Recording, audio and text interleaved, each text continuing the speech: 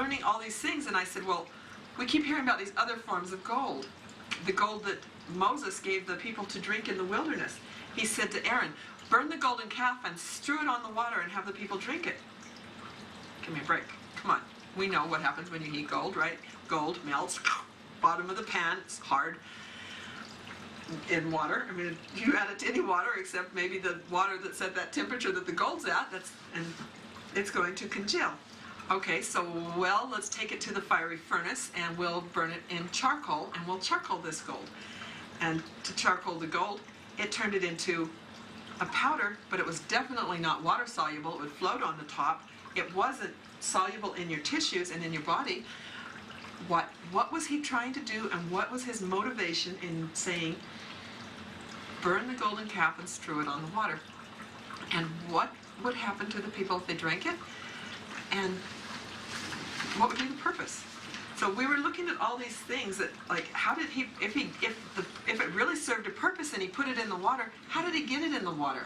Because even Ormus gold won't go into water. So I asked the angels, I went back and said, well, what are we doing here? We've got to learn about gold. And they said, send Calvin and Vernon. Vernon's my son. And he was working with Calvin. They said, send them to meet Jerry. Now, Jerry is an Egyptologist that I had met a few years before, and I didn't know what Jerry was doing. He worked for Egypt to decipher many of their documents, and he loved to study ancient languages. So off I send them, and I made an appointment with them to meet with Jerry. And he wouldn't talk with me because I'm a woman, and he's a polygamist. So he needed a man.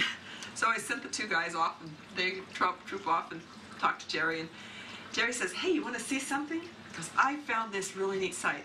Being an Egyptologist, he was an amateur archaeologist. Now, most of it's destroyed, of course. You can only see the foundation. And there's this one standing room. It looks like you're walking right up to the wall of the cliff, and there's a split in it. But there's some hieroglyphs on the side of it, and if you skinny back in and then go in like this, there's this little room in here. And this room is called the Fire from Heaven room. And it's a chamber, and it goes straight up, solid walls all the way to the top of the mountain, and you can see daylight out the top of the mountain. And the walls are glazed solid like glass. And there's this hole in the bottom, like a big indentation, like they could put a bowl or something. And that's all that's there. There's no charcoal, there's no fire, nothing. How would you turn a granite mountain into glass? So they come out and they read the inscription that says, Fire from Heaven. Now, what is fire from heaven? What is fire from heaven? Lightning, or? That's right, it's lightning. They say, all three of them together go, lightning! Wow! Well, this temple it's more extensive than just the Fire from Heaven room. There's a big baptismal font. There's several places that ceremonial places. But one of the places has an inscription that literally reads, you put the gold in the water, you take the water in your mouth, and your body is renewed, and you can only do this once every 90 years, and you only get 9 tries. They look at each other. 90 years, 9 tries, 820 years. They're going, you can only come back that often? And what happens if you don't? Well then, if you don't do something in those 820 years or 900 and whatever, 900 years, they let you die. And you literally have to return to the earth. And what they're waiting for, of course, was for the people to go through the ascension process and to move into another dimension so that they didn't have to come back. Now, the gold was a regenerator. It kept their bodies alive for that time period. So, home they come, and being 2 engineers, Vernon and Calvin are both engineers, they built a machine that could actually take, simulating it's like electricity, but it's not electricity. It's very high voltage, very low current. And it's, they take it, in this machine, it splits oxygen and hydrogen apart and recombines it with a gold template and creates H2OAU. It's literally golden water.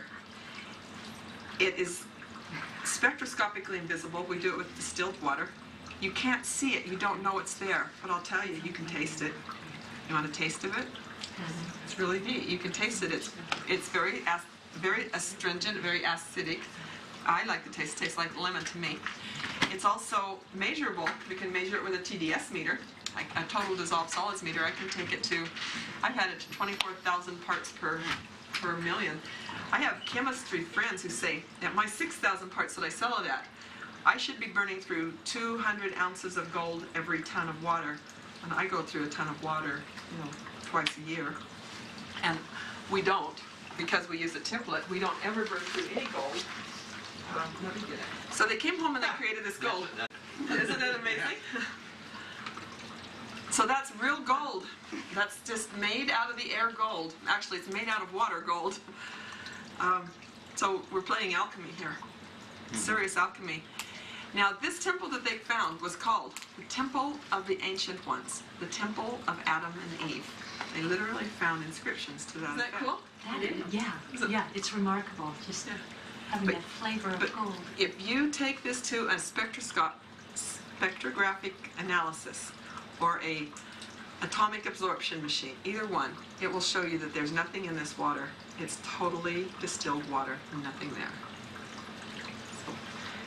Spectroscopically invisible element, actually it's emergent matter.